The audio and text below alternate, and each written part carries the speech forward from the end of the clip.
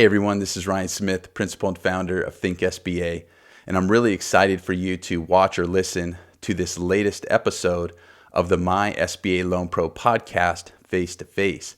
I invited Bruce Marks to fly from Florida to sunny San Diego to sit down with me to discuss all things Pari Passu. We start by discussing how he assesses risk, how he assesses the personal profile of the searcher, how he assesses the company that is being acquired. We talk working capital, debt service coverage ratio, quality of earnings, and a whole lot more. And without any further ado, the great Bruce Marks.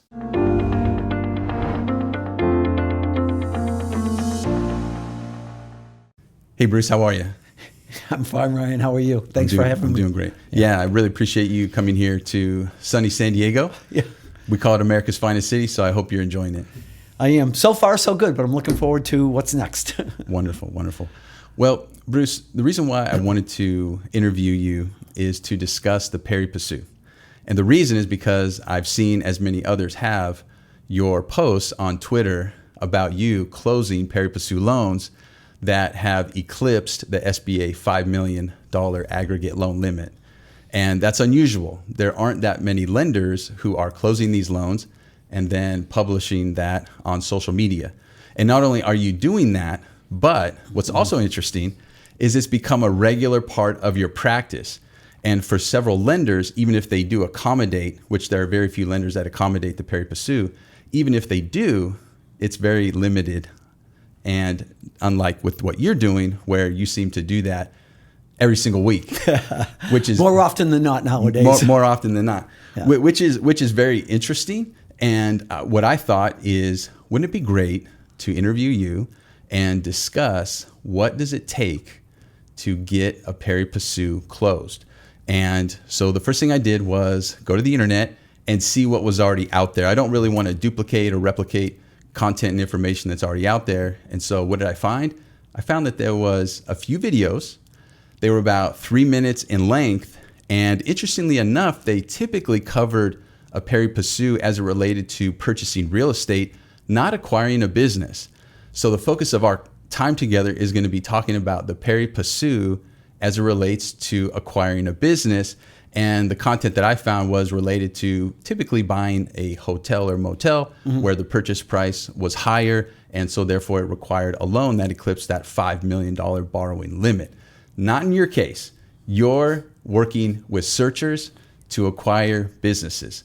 So I thought that the first place we should start is you telling us how you assess risk between a Pari Passu loan, $5 million SBA, $2, $3, maybe $5 million in a conventional loan, as opposed to that just vanilla $1 to $2 million loan. Yeah. So in terms of risk, Ryan, when you look at a $2 million loan and the bank gets a 75% guarantee, we're getting $1.5 million. So we've got maybe a $500,000 exposure. And oftentimes that $500,000 exposure is mitigated by the borrower's personal guarantee. And maybe he has a home and he's got some equity in the house, or maybe he has some securities that, God forbid, in the case of default, we have something to go against. And so oftentimes if you're doing a $2 million deal and you look at it and you say, well, I've got a $500,000 exposure, but that $500,000 can be mitigated down to maybe a couple $100,000. That risk is a lot different than if you're looking at, let's say, a $10 million enterprise value, where maybe the buyers are putting in $1 million in equity, the seller's holding $1 million, and you're doing an 80% leverage. And so you're doing an $8 million loan. You're doing a $5 million SBA loan and then a $3 million Pari Passu loan. Pari Passu, as you know, just means, it's a Latin phrase for meaning equal footing. And basically what that means is the SBA loan and the bank's conventional Pari Passu loan have the same terms and conditions. So they're both going to be 10-year loans at the same interest rate. But the risk profile of that looks a lot different. Because let's say in this particular example, you've got a $3 million exposure on the second. So the bank's taking 100% risk. There's no guarantee. And then on the first $5 million, we're getting a 75% guarantee, but you're basically unguaranteed for $1,250,000. So if we're doing an $8 million total transaction, we're lending $8 million, and we've got $3 million plus $1,250,000. Well, our exposure to our capital base is $4,250,000, and we're only getting $3,750,000 guaranteed. So if that loan somehow goes into default, and who knows what's going to happen after we make a loan and it's 3 years later, that's a big hit to our capital base. Yeah, absolutely. Right? And so the risk looks a lot different at $4,250,000 compared to case A, which it might only be a couple of $100,000, right? Yeah. So I understand the concept of not a lot of banks wanting to do that. As you know, banks get into the SBA program because they want the guarantee. And so when you look at this scenario, you're essentially saying our risk is more than the guarantee in this particular example, right? So there's not a lot of banks that are going to get comfortable with that. It really takes, and I think our bank has that, a really superior quality loan committee that understands risk, understands cash flow, understands reward, understands business, and isn't looking at it from what's the collateral. Got it. My bank has bought in to my philosophy of, if you're looking for a way to get out before you get in, you probably shouldn't get in. Shouldn't get in, Yeah, that's you right. shouldn't get in, right? That's right. So we've had many discussions, we call it ELC, Executive Loan Committee, talking about how we go about assessing that risk, assessing the deal, and do we want to take that additional risk? And Pari Passu really is a way to help facilitate transactions and get them to the closing table and allow a searcher to buy a business that otherwise he couldn't. And there's a gap between the private equity groups of the world, the PEGs, Yeah, absolutely. right? Coming downstream for deals under 10 million and allowing searchers to buy businesses that are over 5. Yeah. So when we look at the space that we're playing in, to your point, there's not a lot of people. It's understandable because there's a lot of risk there, and you really have to be comfortable with taking that risk. Yeah. And that leads right into what I'd like to discuss now. And I think a lot of people would like to hear this. How did you equip yourself and prepare yourself to dive into this world of Pari Passu? And again, not on a one-off basis, because there are a lot of lenders that do things on a one-off basis, right? Something comes in, they go to their loan committee. Can we figure this out? Well, it's the right person, it's the right borrower, the right group, we'll do it. But no, you've made it a practice. So what have you done to prepare and equip yourself to do this on a regular basis? So the way that we approach, or the way that I approach lending, the philosophy is, we got very comfortable when I first joined the bank 4.5 years ago. I sat down with our executive loan committee, our board of directors, and I explained to them, this is the type of transactions that I've got a lot of experience in, that I've closed many transactions, and that you're dealing with generally very high quality people that have high degrees of education, that have experience. We work with a lot of veterans. We love supporting our vets. These are really super quality folks. And they're supported by minority investors. So a majority of these deals, as you know, is a searcher will come out from a top school, maybe a Wharton, a Harvard, a Kellogg Booth, Rice, Stanford, things of that nature. And they're going out searching for the business to buy, and then they're bringing in, we call them minority owners, not investors, because they're actually going to own a piece of the puzzle, so to speak. And that gives us a lot of comfort, because when you go to loan committee, as you all know, Ryan, you're trying to present a transaction and you're trying to convince 3-4 people, whoever is on loan committee, that this is a good deal and this is the right deal. Smart people. Smart people. They did not get there by accident. Right. And this is not their first rodeo. 100%. None of those things. None of those things. But when you're in the search fund model, not only does the searcher have to convince the minority owners and the lender and the ELC, but all the people that he's going to bring to the cap table, which are smart, successful people that have money to invest. And it also, for me, gives me the assurance of, if there does need to be a capital call, if something should go sideways a little bit, they've got a pool of people behind them that can say, listen, we can right side it, right?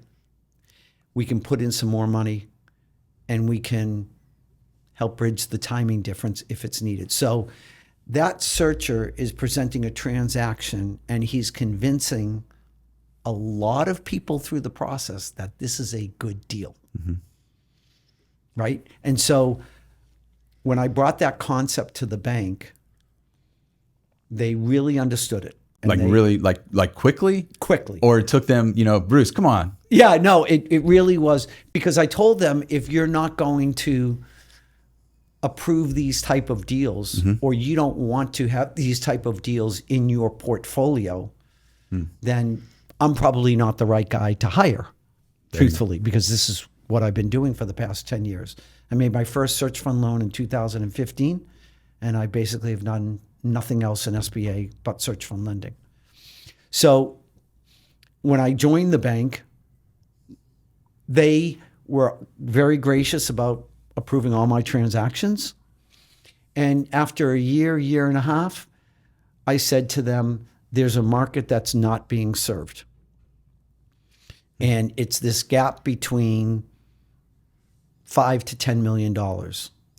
If we're comfortable, because nothing changes in the deal other than the loan size, right?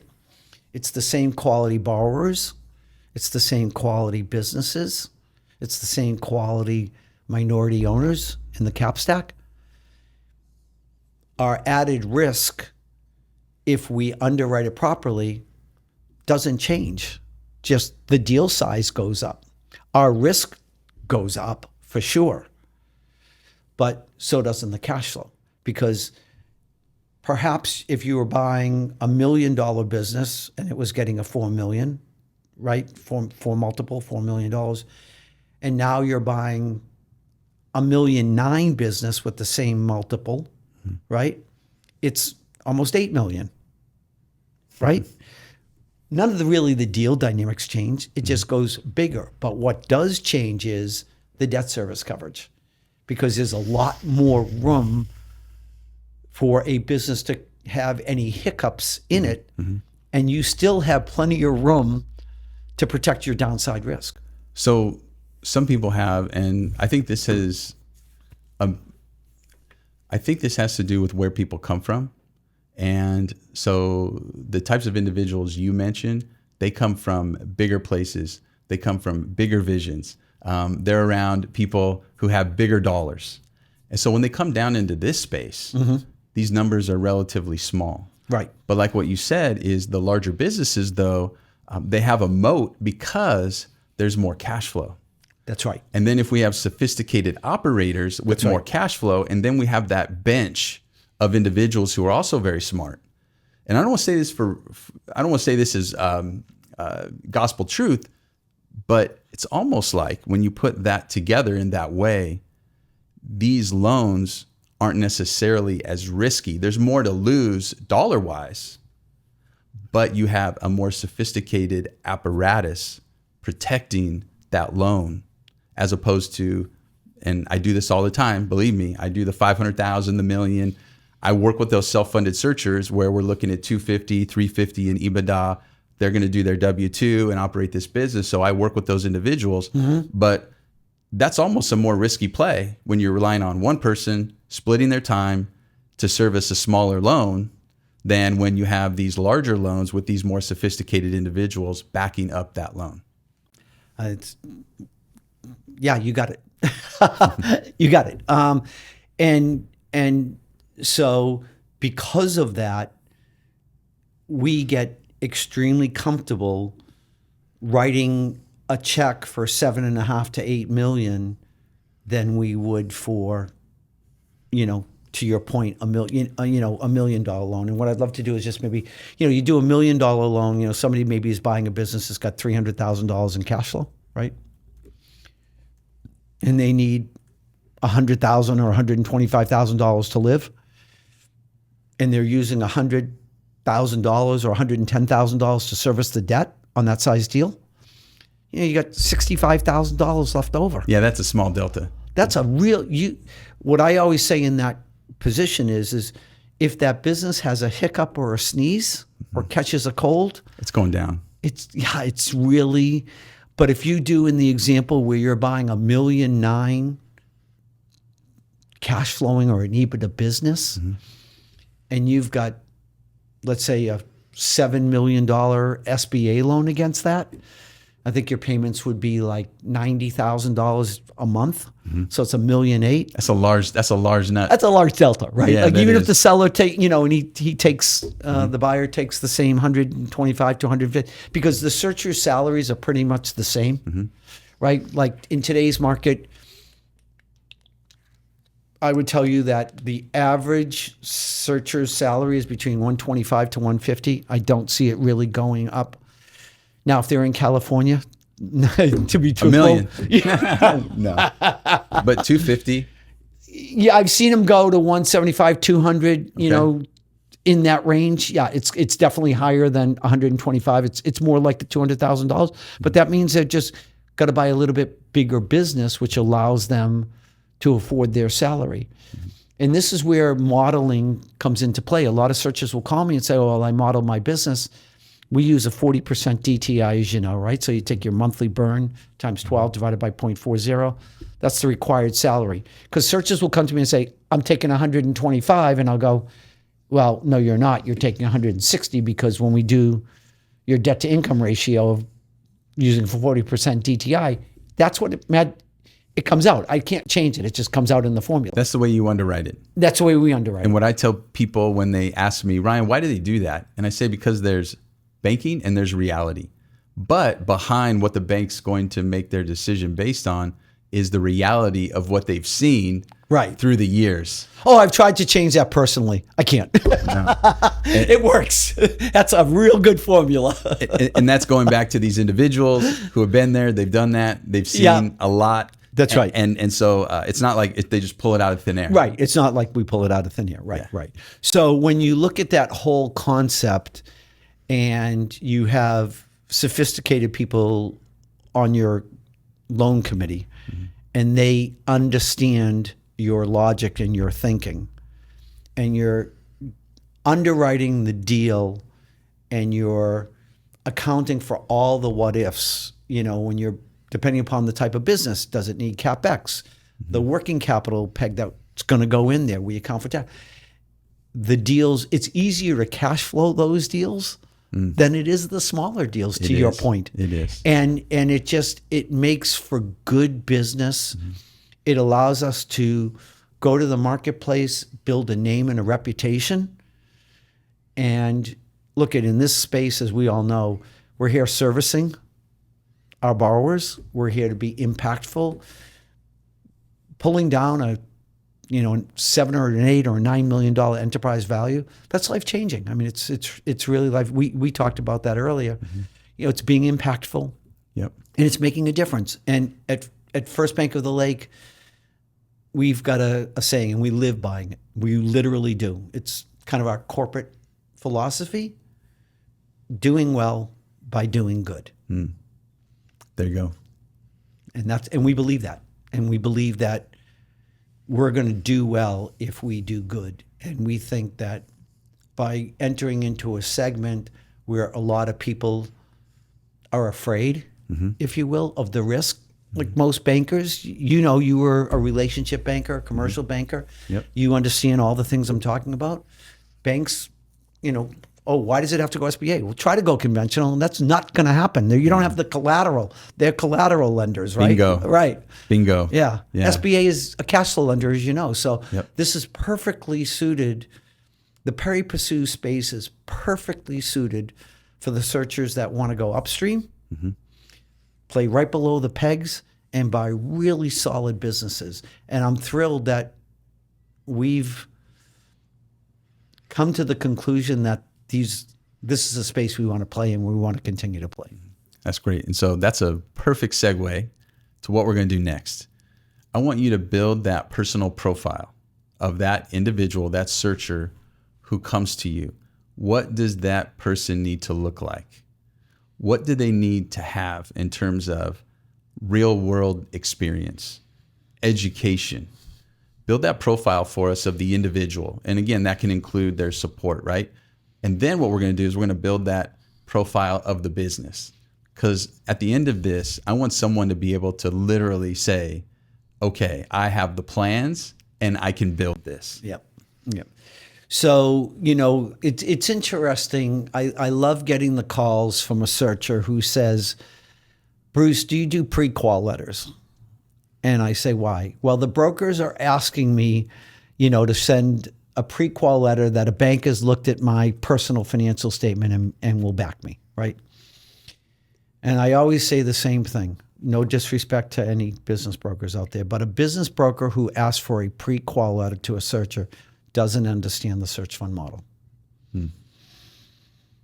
I can tell you of, and we can speak of it, many, many, many transactions where I have lent Pari Passu dollars to searchers that don't have a net worth of $100,000.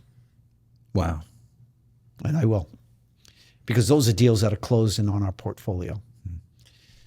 So if you're listening to this podcast and you're lucky enough to tune into Ryan's podcast, just understand that your personal financial statement does not matter. It just doesn't. But what does matter is you. Right? To your point. That's great. Let's build the profile. My past or former chief credit officer would not like that statement. No. But that's why I don't submit loans to him anymore. Yeah. And why you're not there anymore, right. Evidently, right? Great person, but no, absolutely. Yeah. That's an amazing statement. Yeah. I mean, literally, that is an amazing statement. And I put that out on X. Like I have put that, I've seen you for do the that. world to see that the personal financial statement of the searcher is not the driving factor. We don't look at that. You look at the person. We look at the person. I call that credibility. I call it credibility as well, right? So credit training 101. You remember those days, right? That's right. So the person is made up of character. You have a willingness to pay the right arm, the ability to pay the left arm, right? You could have all the ability, but if you're not willing, that's when people get into trouble, right? So yes, personal credit, big factor. Big factor. Big factor. Yep. Big factor. People don't realize how much of a factor that is. Yeah, it's a huge factor. It's not how much money you have, but how you've handled what you do have. Have you paid your bills? That's the way I always put it. Have you paid Ryan, your bill? What's good credit? Have you paid your bills? Every one of them. Yeah. Every time. Yeah, and I've told you this, but I'm a banker. I'm conservative, and I have a saying. And I love when people listen to it and hear it and live it. It's never what you make, it's what you don't have to spend. If you do make a lot and you don't spend a lot, you get to save a lot, right? That's great. Right. So that's how I've done it personally. So I live by that, right? And at least it's worked for me. And it works for a lot of people. Yeah. So the strength of the PFS, we'll just move that aside because that's not really a factor as I build my profile. Education and schooling, yes, not going to lie. I do a lot of deals with Wharton MBAs. I do a lot of deals with Harvard MBAs, Stanford, Kellogg, Booth, Rice, Ross in Michigan. A lot of the Yale, Dartmouth, a lot of schools that have the ETA program. I love when a searcher says, here's my background.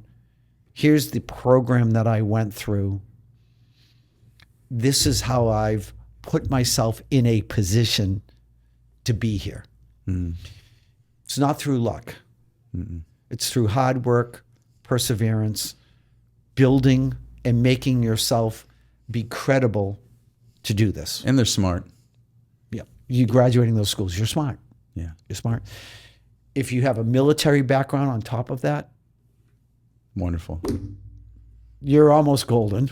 Right? Like it's, I'm like, okay, I'm going to bring my briefcase. Where do you want the money? That's right. Type of thing. We know what they've been through. We know what they've been through. And we love supporting searchers that come out of the military. We do several things for them as benefits, and we thank them for their service, and we put our money where our mouth is. And then obviously their experience. What, if somebody comes to me and says, Bruce, I'm buying a manufacturing facility, and they have no manufacturing experience and no management experience, that's going to be tough for me to get my arms around, right? It's like somebody coming in and saying, I want to buy a restaurant. Well, I like to eat too, but that doesn't mean I qualify to buy. Or I cook at home too. Right. And people have said it's really good too. Yeah, and it's really good. Yeah. That doesn't qualify you to operate a restaurant. Right. There's a lot more than operating a restaurant than cooking food. 100%. A lot. And I've learned that from acquaintances that I know that own restaurants, and they'll tell me, Bruce, if you don't have a lot of restaurant experience, it's a very tough business to operate and run and own and be successful. And even for people that do have a lot of... Yeah, exactly. It's one of those industries where you got to be top of your game to be consistent and to weather all the storms, because the economy, there's so many things always coming at you. Yeah, all of it. And to be frank, in my space, I don't do restaurants because nobody's coming to me searchers don't buy restaurants. They don't, that's not the market.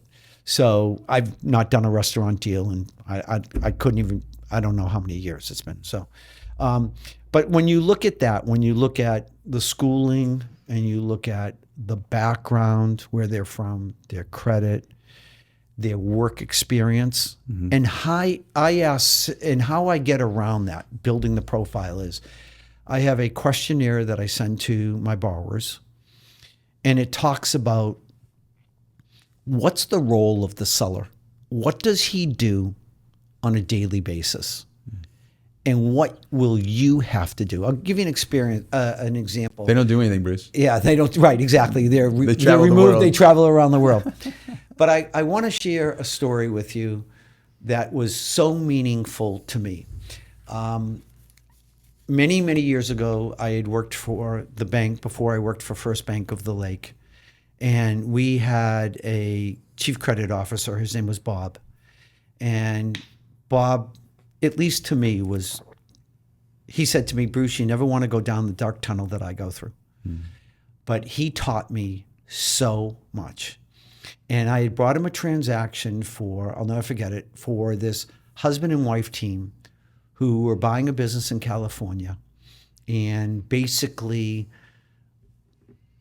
the business they were buying was, the wife worked there 14 years and the husband worked there 15 years. So this was two people buying the business that they had been working in. Operating. But that was the point. The woman was on the HR side, and the husband was on the sales side. And when I talked to Bob about bringing this deal in, and I'm thinking this is a slam dunk. These two people are they're in the business. Nobody knows it better than them. And he taught me something, and he said, Bruce, I will agree with you. Nobody knows the business better than them from the HR side and from the sales side. What about from the operations side? What about from the financial side? They have experience in none of that. That's powerful. Powerful. Yeah. And here I am thinking, okay, this is a slam dunk deal. I know everything. There's no question. And I just sat and looked at Bob and was like dumbfounded, right? I literally was like, I never even gave that a thought.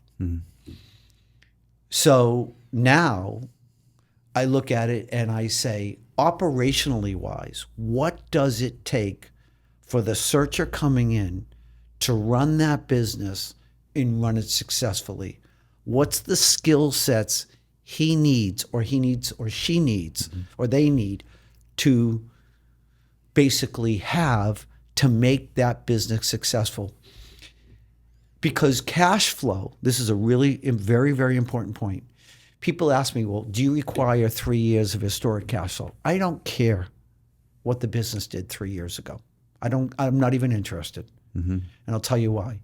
Because if I lend to the wrong person tomorrow, what's going to be more importantly is 6 months from now, how that business is going to look, not what it did 3 years ago. So I've convinced my bank that it doesn't matter what the business did 3 years or 2 years ago. It matters what the business is doing now. Will it continue to do what it's doing now with the searcher that we're going to support? Who's taking the baton?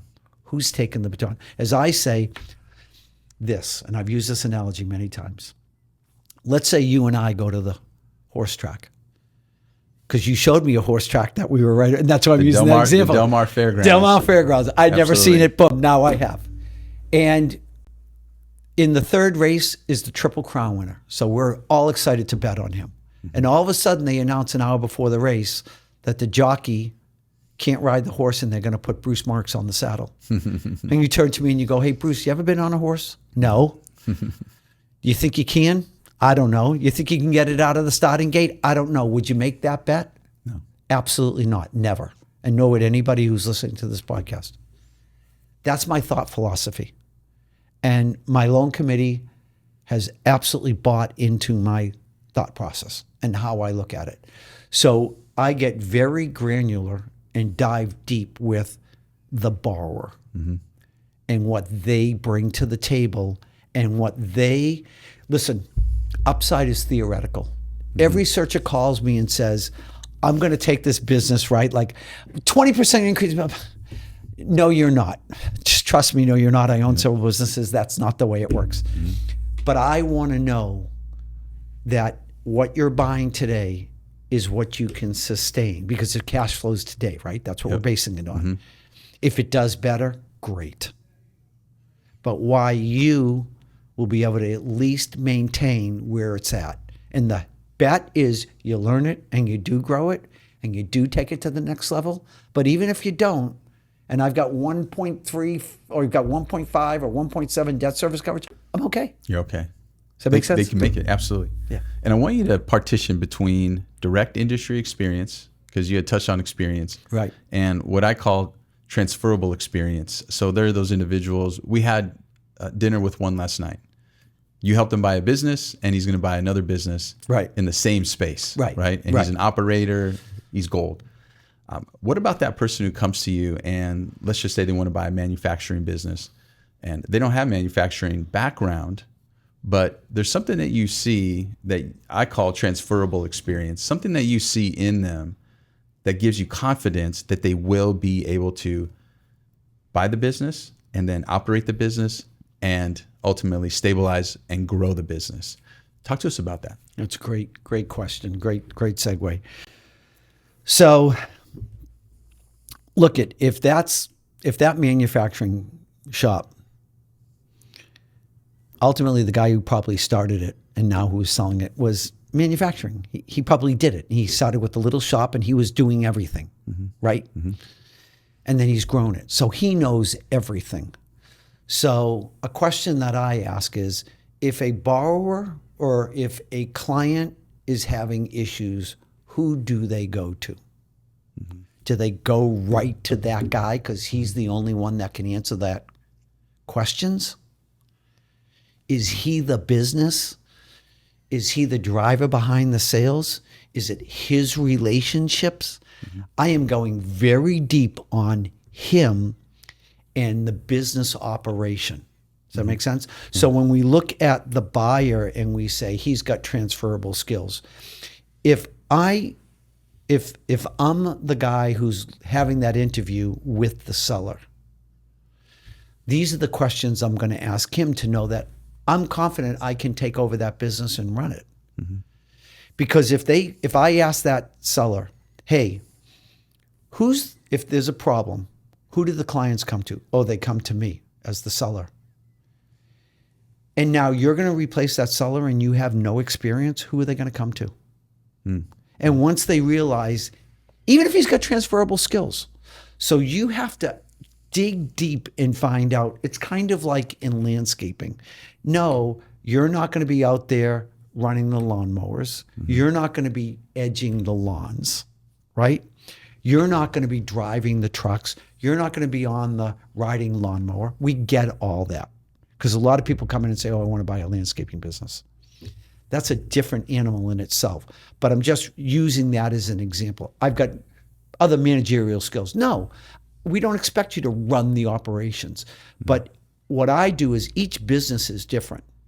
And so when somebody comes to me and says, I'm buying an architectural engineering firm and I'm going to be the leader of this group, are you going to have reports all the way down? They can't come to you because you don't know anything about that business? It's not going to work. You just said it. Yeah, it's not going to work. So how hard is that for me to go, no? Yeah, it's not hard. No. That's easy. Easy? Because I remember the gentleman last night, he bought a contracting business, but he didn't have a license. Now he obtained that license within 6 months. Right. And now he's looking to grow and So expand. it's a perfect example. So he bought a contracting business. He wasn't a contractor. But that seller had done a phenomenal job positioning, and I told you that business for sale. He brought in an exit planner. He let the people know that he was going to be selling and transferring the business. He had a secondary tier of management. They had an organizational structure in place. And what the searcher brought in was the other skill sets that were needed. But if there was a question, they weren't going to him. They were going to that second tier of management, right? That's a huge, huge point. So when I get in there, and to me, Ryan, why the seller is selling is super important. And it aligns with who the right buyer will be for that business. There is a correlation, 100%. And that brings me to the next part of this, and you already started, and that's building the profile of the business. Because there are business owners, sellers, who woke up one day and said, honey, I'm going to sell this business. Let's call a listing broker and we'll sell it next week, next month. They do no planning. They're not prepared. So what I love what you just said is that the seller actually plays a role, whether they know it or not, in their own ability to sell the business. And so build, if you will, for us, that seller profile, that business profile that is ready. Again, we're focusing here on Pari Passu loans. We're not focusing on that $500,000. That's right. So we're focusing on, as you had already said, businesses that have a significant amount of cash flow. Yes. And they have layers of staff and management that are in place as a scaffolding for the business. So build that business profile for us, that seller profile that helps get that larger business to the finish line in an SBA/Pari Passu scenario. So as a business owner myself, when I'm interviewing a seller, I ask three questions. Does he have to sell? Does he want to sell? Or does he need to sell? 3 different questions, 3 different answers, and they matter whether the deal will actually get to the closing table. Because it's painful if it doesn't. And I want to just use this example. There was a gentleman who came to me in California. He had a LOI to purchase a very large business, a Pari Passu deal, Pari Passu structure. We get the loan approved. So we start with the business valuations. He does the Q of E. He engages his attorney. We engage our attorney. Diligence, back and forth travel, one side of the state to the other side. A lot of money spent. I'll never forget it because I was in South Carolina. It was October of last year. Maybe it was October the year before, I think. He calls me and he says, we're gonna delay the closing until the first of the year, tax purposes. And I said, doesn't make sense. It's October. You're gonna wait 2 months to close this deal? Yeah. I started to get really skeptical. And he says, don't worry about it, Bruce. We had a meeting. I've already been there. The seller has introduced me. I've met part of the management team. People know I'm buying the business. He's selling the business. January comes, call him. Hey, I'll just say so-and-so. How's things going? Not good. Why? Seller decided to back out. And when you're under LOI, they don't need to give you a reason. Yep. They just back out. The deal did not happen, and the searcher lost about $45,000. Sunken deal costs. Sunken deal costs. Mm-hmm. That's painful for everybody, right? The questions of why, do you need to, do you have to? The wife wanted to sell. The husband did not. And ultimately, he just decided, and I guess won the argument, wasn't selling. Wasn't ready yet. Wasn't ready yet. So when you're building that profile, you have to assess whether that you're going to spend the time, energy, effort on that deal to get it done. Now, let me give you a large Pari Passu loan that we did for a 29-year-old searcher who had a PFS of less than $100,000. 29 years old. 29 years old. Hadn't even started living yet. Comes to me, Bruce, I'm under LOI to buy a business. The valuation, the purchase price is $7.1 million.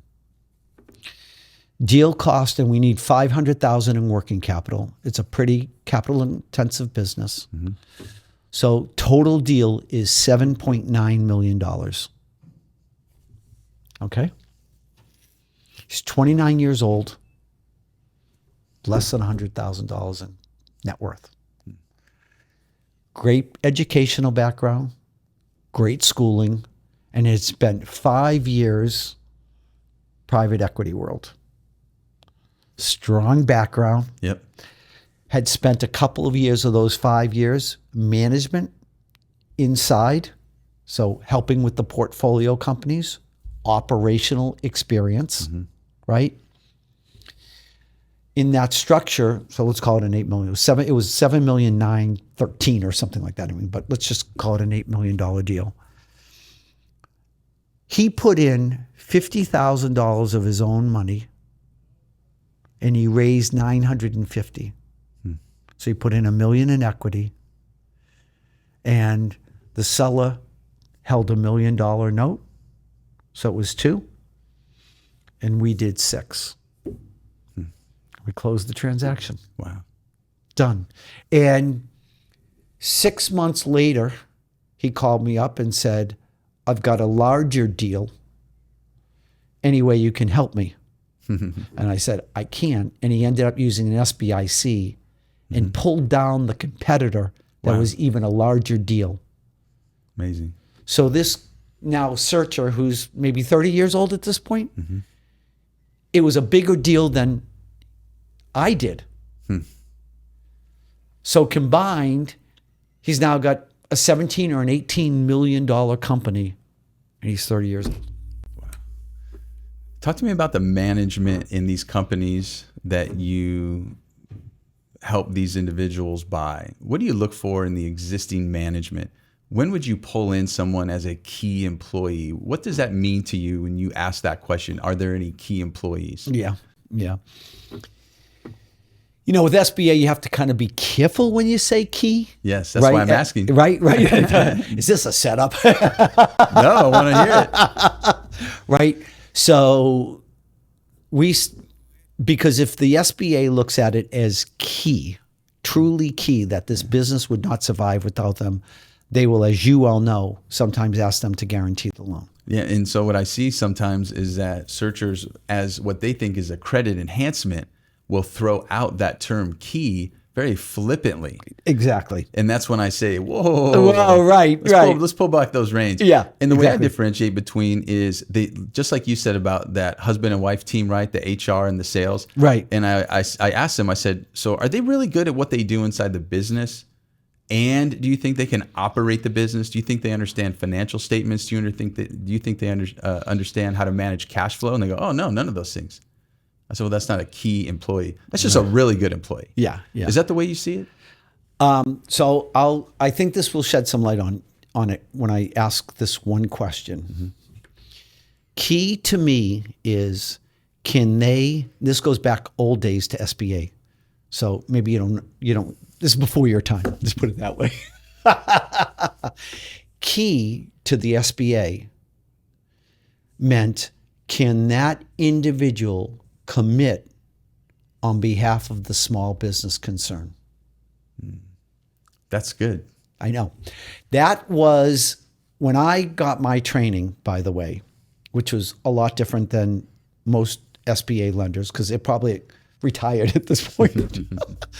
But I was trained by the SBA. I physically would go down to the district office and sit with the SBA portfolio managers and credit underwritings. And that's how I did it for a year, how I got my SBA training. Mm-hmm. So I have the knowledge base of how the SBA views things, mm-hmm. in addition to obviously understanding the SOP inside and out, right? But that's why I said that phrase, because if they look at a individual inside that company and they believe that that individual can speak for and can commit to the small business concern and has that power, then they're key. Does that make sense? Yeah, that's powerful. Yeah. So that's how I define it. And to your point, I'll do the same thing I don't have to reiterate it. Do the same thing basically that you do. Ask those questions and then say, maybe he's integral to the success, but not quote unquote key. Mm-hmm. And so let's segue now into a couple of case studies of Pari Passu loans. They can be recent. They can be within the past couple of years. You can choose so that the people that are listening and watching and taking notes, hopefully, because you're sharing a lot of really good information, so they could put themselves in that case study and say, okay, these are all of the things that I need to do to be ready to qualify for, close a Pari Passu loan with Bruce. Yeah, great point. So I'll do it 1, 2, 3 because that's how I do it when I look at it. Is number one is the deal eligible, right? So it starts with eligibility. Is it structured well? And for me, it starts with the business model, right? The business. Is it sustainable? Is it got a good business model? Is the business, everybody knows that I only do need-based businesses. I don't do want-based businesses. Like you say, I'm not going to do a trampoline park. That's just me. I'm not saying that you can't get an SBA loan for you. They certainly can, but not from me, right? So when a deal first comes to me when I'm building the profile is I look at those things. I talk about, okay, let's look at the eligibility of the business. Does it have a really good business model? Is it sustainable? Will it be arguably around 3, 5, 7, 10 years from now? Because you're getting a 10-year SBA loan.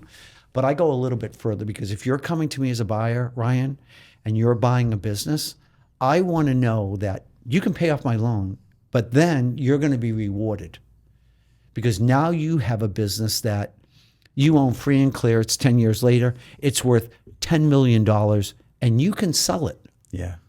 Because there's nothing worse than, like we were talking about last night, if you were the private equity group that bought Blockbuster Video. Like, that's sad. That's sad. Sad, right? And we can all think of businesses that have been around and that are no longer here. No longer here. Right? So there's no guarantee. So what I like to look at is, because this is not about me making a loan, it's about helping and supporting the searchers and our clients, right? Your clients, my clients, and doing a service for them.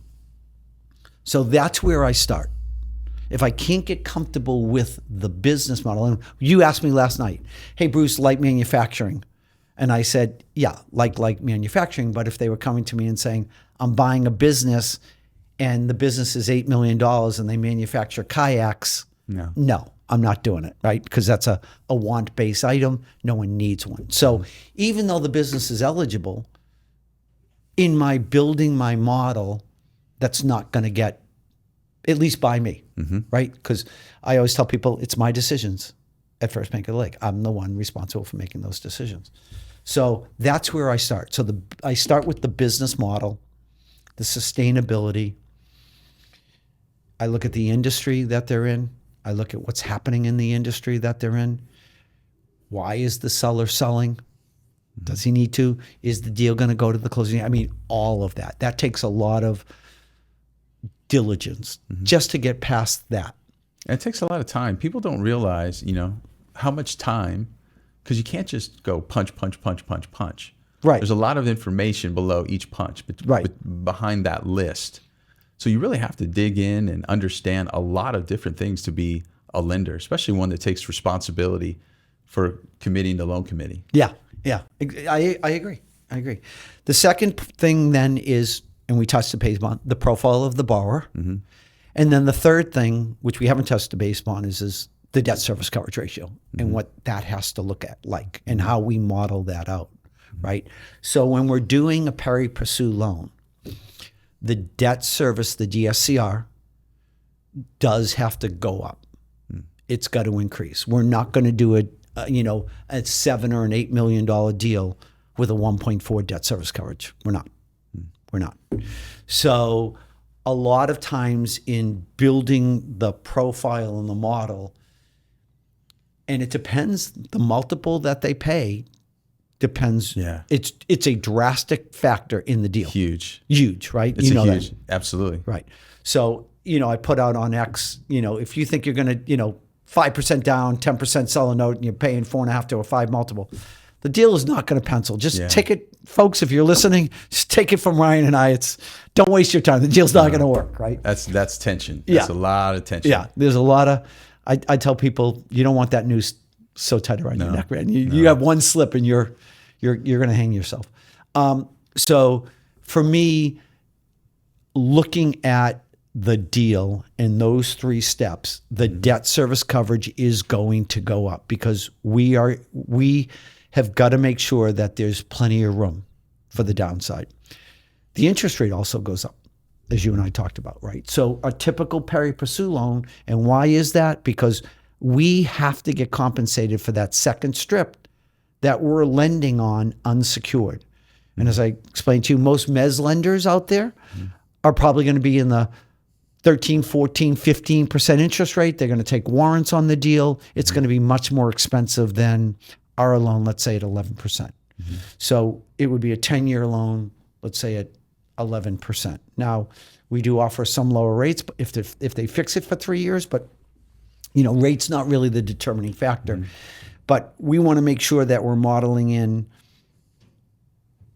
taxes in that scenario, the seller's salary, the seller note, our note, and making sure that there's plenty of room in that deal to get deals done. And so talk about a couple of deals that we recently closed. I recently closed a $13 million transaction. It was a construction-based business down in the Texas area. Great searcher, Wharton, MBA. 14 years experience in the workplace. Very sophisticated guy. And the way that deal broke down is deal cost and everything in. So let's call it $13.5 million for argument's sake. So I'm just rounding. They raised go back. So $13.5 million deal. The seller took 3 notes. So the seller was full in on this deal. Full in. He had taken $1 million note, a $750,000 note, and a $3 million note. So the seller had $4,750,000 in on this $13.5 million deal. Wow. So a big portion. The buyer raised $3 million, and we did an SBA loan and a Pari Passu loan to bridge the gap. So you had, when we looked at it, we said, wow, we're almost splitting 50-50, right? If you look at the buyer's injection and you look at the seller notes, we're at 50% of the, our debt was like 50% of the total deal. And there's a lot of people who are vested in the success of that business. And that's the point, that is exactly the point of search and why we can get comfortable, because you've got a lot of people vested behind that searcher. Think about it. How many people believed in this deal, in this searcher? Not just me and 3 or 4 people on loan committee. Yeah. It's a lot. I closed a very nice transaction for a gentleman who bought a business in the educational services business in New York. The deal originally came in at $13 million. They retraded after the Q of E was done down to 12. So it was a $12 million deal. The buyers put in $2 million in equity, which brought it to 10. And the sellers held 2, and we did 8. So we did 5 plus 3. So that was a big one. That was a big one. $2.7 million in EBITDA. Wow. Right. So when you look at us doing 8, the debt service was $1.1 million, $1.2 million. He's buying $2.5 million in cash flow. Yeah. That's great. I mean, you've got tons of debt service coverage on that deal. You've got 2 in by them, 2 in, so you got $4 million, and we did $8 million. So that was the structure there. I had a loan approved this morning, so very interesting. This was my first rollover equity. Was that in California, Bruce? You were in California, so are you going to be taxed on that differently? Maybe I'll take that out. I was here only in spirit. That's right. So I had a Pari Passu deal. This was our first deal where a seller rolled equity. So in every bank looks, and as you know, Ryan, every bank interprets the SOP differently. Right? You can go call one lender. They'll tell, and I love it when people call me and say, I understand the SBA requires blah, blah, blah. No, probably not. It's probably what the bank was telling you, right? So at our bank, whatever the seller rolls in equity, we want them to provide a limited guarantee. So this deal was a gentleman who was buying 88% of the business. The seller was rolling 12. It was a $12.2 million deal, and he was buying 88% for $10,600,000. So the seller provided a limited guarantee on the 12%. So he's going to guarantee 12% of the loan. And the seller held 2 notes. The buyer put in $1 million, and we did a $6 million SBA, $5 million SBA loan and $1 million Pari Passu to get the deal done. Got it. Wow. So I would tell you that 80% of my deals now are Pari Passu transactions. Yeah, that's amazing. That's amazing. Yeah. You've mentioned several times quality of earnings report. When are those required? When are they not required? Are they always required? Talk about the percentage of deals that you close at the Pari Passu level that you have a Q of E done. So the deal this morning, there was no Q of E done. So a Q of E is not required by the SBA. It's not required by the bank. You don't have to do a Q of E. A Q of E is done primarily when you have investors to your cap table, and they want to know what they are buying. And they don't want to take it solely from the searcher. They want an independent third party to say, this is what we're buying. It's important to figure out the working capital peg as well. Explain that, just for people that don't know what that means. So as you know, working capital inside a deal, it can either kill your deal or make your deal, right? And so the struggle that searchers have when they are looking at businesses and submitting LOIs is they have to do it before they actually have the tax returns. Sellers don't want to have their tax returns floating around everywhere. That's the reason brokers tell me that they don't want to give them. But they're happy to share financials that are in the SIM. But you don't have balance sheets. Oftentimes you don't have, it's an afterthought, right? It's an afterthought. Yeah.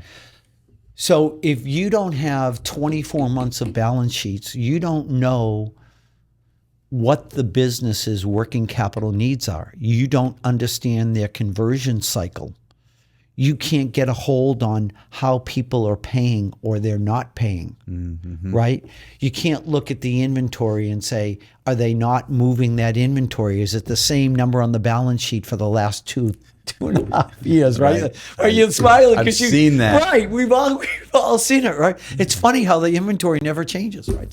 Well, they always tell me, hey, Ryan, they have a strong balance sheet. There's a lot of inventory. I said, well, have you seen an aging report? Right. Oh, no. That's a good idea. Well, yeah. Yeah. Is it first in, first out? Is it, LIFO? Is it, how are they doing it? And people don't understand that inventory will basically, if you understate inventory, you understate profits. If you overstate inventory, you overstate profits. That's the way it works. So I'm not going to go through. I'll just make the blanket statement. They can take it. They want to know the accounting 101. Call me. We'll have a different conversation, right? But if they inflate the inventory, they could be inflating the profits. So if that inventory isn't the number, so how do you know what that working capital number is? So you're submitting an LOI that most often is going to have to be retraded anyway, even though people say, oh, I don't want to retrade the deal. Yeah. There'll be some changes made. And what happens is I was in the airport yesterday. I got a call from a borrower that I'm working with. And he said, when I brought up the subject of working capital, it became a real issue. And the seller and I don't want to lose the deal, Bruce. Can we just put the working capital into the deal? Okay, well, if you're paying a 4 multiple, and now you need, let's say you're paying a 4 multiple and it was $1 million, right? So you're paying a 4 times, and now you need $500,000 of working capital because the seller's not going to leave it and you don't want to talk about it. Well, guess what? You're now at a 4.5 multiple because you have to buy that. That means you're paying for it, right? Yep. That means it increases your multiple. Then when you add the closing cost on top of that and the deal fees, you're now up to 4.75 times. That changes the economics of the deal drastically, Ryan. Yeah. And this is why I see so many deals where we have great calls and then all during the week I'm getting emails. Sorry to tell you, Bruce, blah, the deal's not, I'll call you on the next one. And I have a saying, onward and upward. Yeah. Because that happens, it happens more often than you close a loan. It's not even close. I wish. Yeah, it happens a lot. As when we were talking with the searcher last night, who we met, at our meetup, started with him in March of one year, and we closed his loan finally March of the following year after looking at 4 deals. Literally a year to finally get the right deal done. Because that's what happens. So this is the next question. And we're winding this down. Okay. So much good information. We could talk forever, right? Like this is just so much fun, right? It's just like we both agree we love talking business, right? We love talking this. Yeah. We live, sleep, eat, breathe. I tell people I know it's strange, but I literally get excited. I know. I do too. Serving searchers, we share that. Yeah, we do.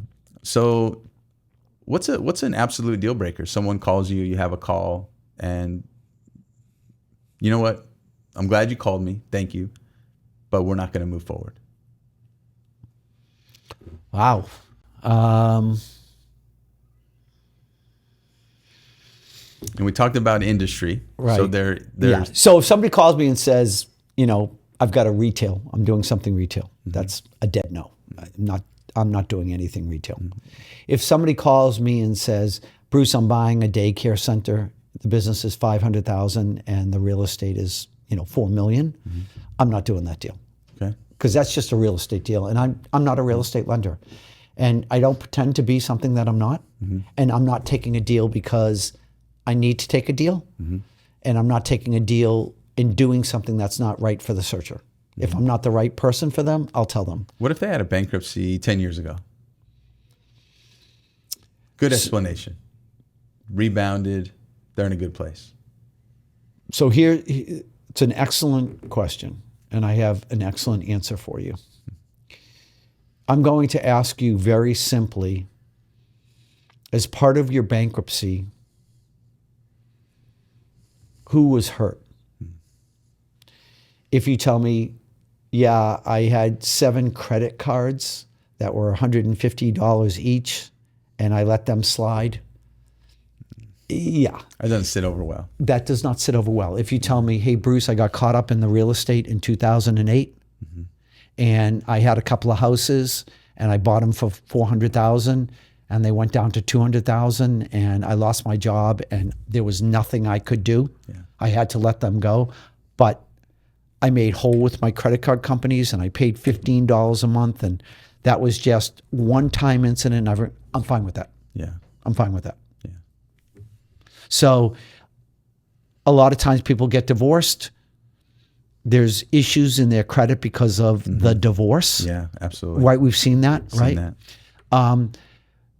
But the funny part about this is search, and where search is today.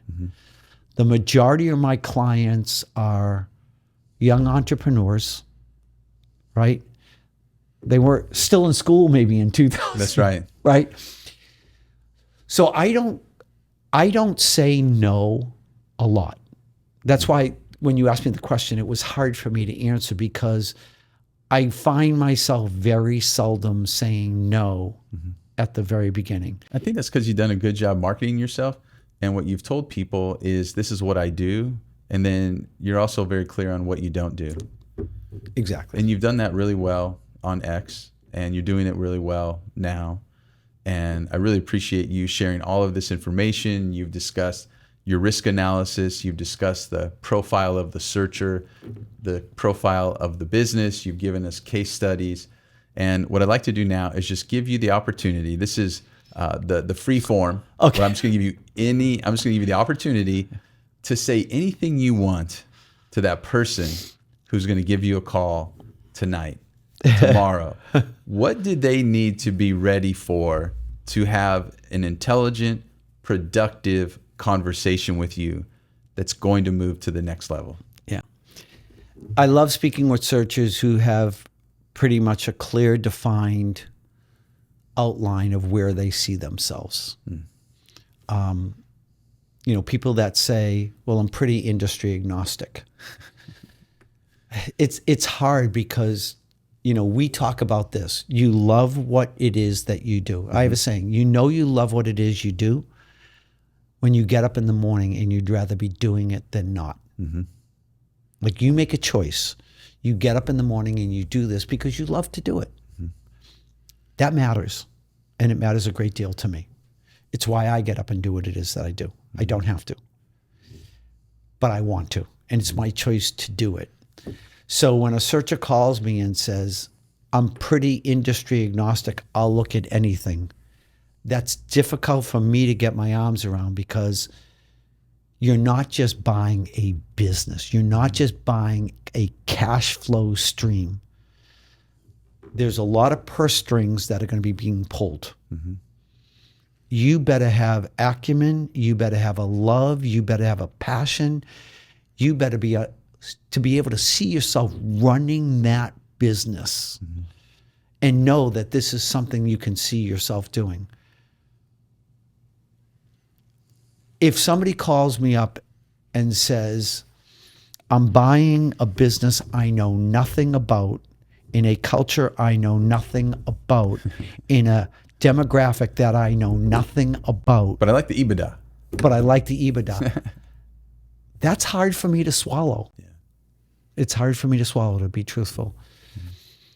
I think understanding and having that conversation, if you're married, is your wife willing to move? A lot of people are geographically locked into an area because maybe they have these are young folks, so maybe they have a new baby. Their wife's parents are there. I get that a lot. And so they're searching in the area. That's fine. They know where they're going to search, right? But have an idea of what it is you think you really want to do. And then have an idea of what you bring to the table. I say this all the time. Let's say Ryan calls me up and says, hey, Bruce, I want to start a bank. Okay, you've been in banking for 35, 40 years, Bruce. Love to have you come work for us. Okay, what are we going to do? Well, I need an operations person. Really? Like, I'd be the last person you call. I don't know anything about bank operations, nothing. Yeah. Just because I've been in banking for 35 years doesn't mean I'm going to be successful in that role. So I love when searchers are prepared. They have an idea of what they're looking for. They've identified where they see themselves. I like it when they say, I have investors that are ready to support me, that believe in me and what I bring to the table, and my vision of where I see myself building a business. Those are, and it's just being ready. It's being prepared, right? So, yeah. And one final thought here that I'd like individuals to know who are going to contact you is that you are going to represent them in front of people. We've talked about this, in front of your loan committee. You're going to go to bat for them. That's right. You're going to say these people or this person is going to pay back this loan. Yes. And make us whole, and they're going to be successful. Yes. And you've reached a level in your career where you have a lot of autonomy, whereas maybe younger lenders have a moat around them because there are more people involved in the decision making. But when they call you and they want to get approved and close a Pari Passu loan to buy a business, even though there is larger cash flow typically, I also think about the fact that when the dominoes start to fall, maybe they fall quicker. And so that's a huge decision. And so you're deciding not to provide a loan to a person for a fictitious business. But like you said, you are representing those individuals or that individual to a committee of people who hold you accountable and responsible. That's right. For your decisions. So this is really serious business. Serious stuff. Yep. And you take this seriously. And there's a lot of consideration that you've already shared with us that goes into these decisions that you're making. Yes. The last item, this is an easy one. We talked about this last night. Okay. Just process, timing. Oh, Who underwrites your loan? Are you fighting over an underwriter who's underwriting for 5 loan officers across the country? How long does this take? Does it take a lot longer because it's a lot bigger? Is there a direct correlation there? Just walk us through, and we don't have to go into extreme detail, but just generally speaking, what does your process look like? How long does it take? Yeah, so we're very experienced in this. Obviously, I am my underwriter, Frank Iskanitis, who is phenomenal. Thank you, Frank, for everything you do. My loan closer, Lauren Christie. Thank you, Lauren, for everything you do. She's phenomenal. We've got a great support staff. We've got a great legal team that we use. We close loans with Scott Oliver. He's on X as well. He's a great guy. He's a great guy. And he has big biceps. We have to put that there. And he's a great guy and he's got big biceps. It's true. But we are very experienced. And so our process is very streamlined. But because we've done it so many times, right? You know, it's when you've done something and you've done it repeatedly over and over and over again. Remember that this is all that I do. So I'm not doing refinance loans. I'm not doing expansion loans. I'm not doing franchise loans. I'm not doing, none of that. So Frank works with me, Lauren works with me, and we work with searchers. So if somebody comes in and says, Bruce, we're doing an F reorg, or we're doing a 338H10, or we're going to set up an LLC to do that, that's fine. If it's a stock purchase or an asset purchase, we get it. There's nothing that there's gonna be no surprises because we're experienced and we do it all the time, right? So I can tell you, as I told you last night, our typical closing process from start to finish is sub 60 days. But a lot of that depends upon the searchers themselves and how long it takes them to get the documentation, how long it takes them to get the items needed in diligence. I've seen deals where we get the loan approved within 2 or 3, typically we're a term sheet to commitment letter within 2 weeks. That's typically our process. That's great. But I've seen the closing process take 30 days. I've seen it take 60 days. I've seen it take 90 days. I had one loan last year that we got approved in March of 2023, and we closed it in February of 24. We had to get an extension. We had to then get it reapproved. It was a real estate transaction. I've done one real estate deal. It was the one real estate. This is why I don't do real estate. There were environmental problems. The tanks had to be removed. They had to get dirt filled in. I mean, it was just, oh my God, right? And I'm like, I'm glad I'm not a real estate lender. But our process other than that is really streamlined, really efficient. And I can honestly say I speak with a lot of my borrowers post-close. I'm there for them, and they're very happy with the experience at First Bank of the Lake. So that's great. Thank you for that. This has been awesome. Thank you so much, Bruce. I really appreciate you coming all across the country. Yeah, this is great, Ryan. Sit down here with me and share this information. So we're going to shut this down. Have a great day. Thank you, Bruce. I appreciate it. And I look forward to having a great dinner with you overlooking the ocean in Del Mar. All right, everybody can be jealous. There we go. All right, thanks, Ryan.